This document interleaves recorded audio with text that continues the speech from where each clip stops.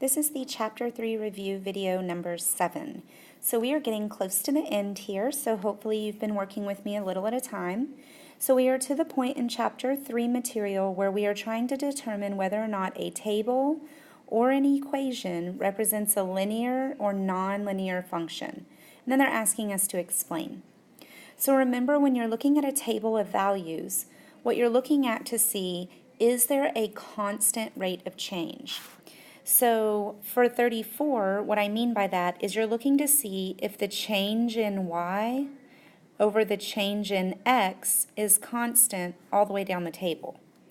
So for example, from 7 to 11 is plus 4.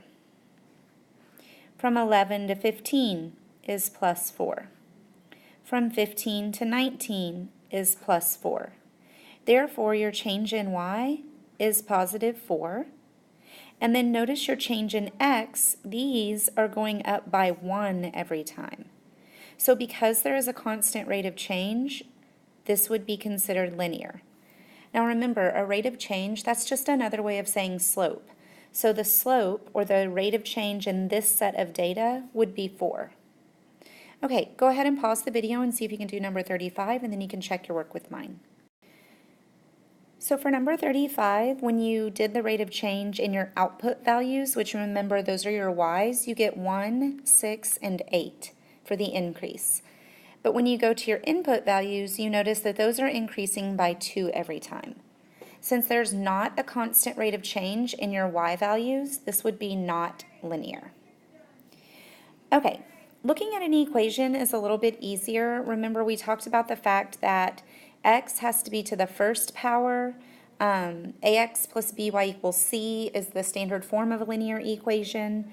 So looking at 36 and 38, that's where I'm going to start. For 36, I see this x is to the fourth power. Therefore, this is not linear. If you were to put that in your calculator and graph it, it would not be a straight line. So any of those explanations would work. When I jump over here to 38, upon first glance, it looks like it might be linear.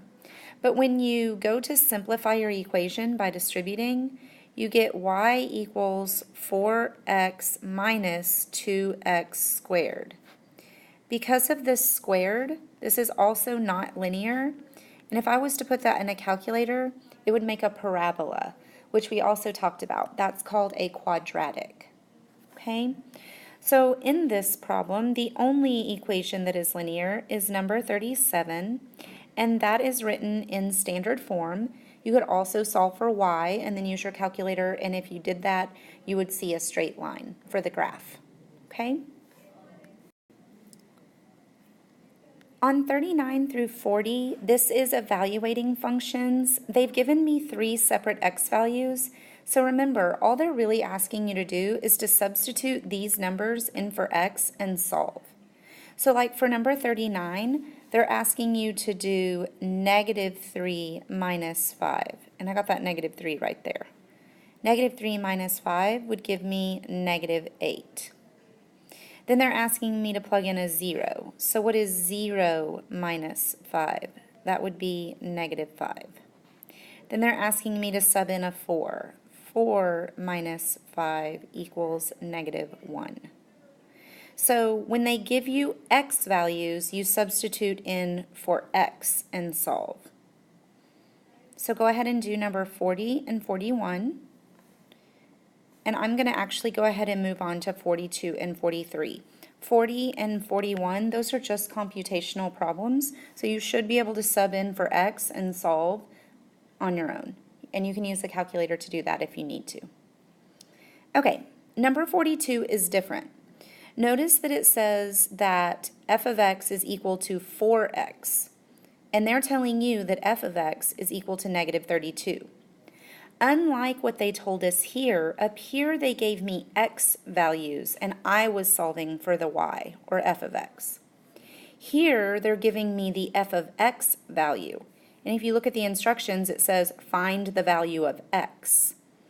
So I'm actually subbing in negative 32 for f of x here. So negative 32 is equal to 4x, and then it's my job to solve for x. So the opposite of multiplying by 4 was dividing, and I find out that x must be equal to -8. All right, let's go ahead and do 43. So same type of problem. They're telling me that r of x is equal to 4.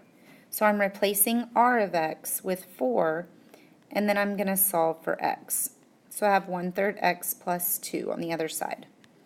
The opposite of adding 2 would be to subtract 2 from both sides. That gives me 2 equals 1/3 x. The opposite of multiplying by 1/3 would be to divide by 1/3. And when I do that, I find out that x must be equal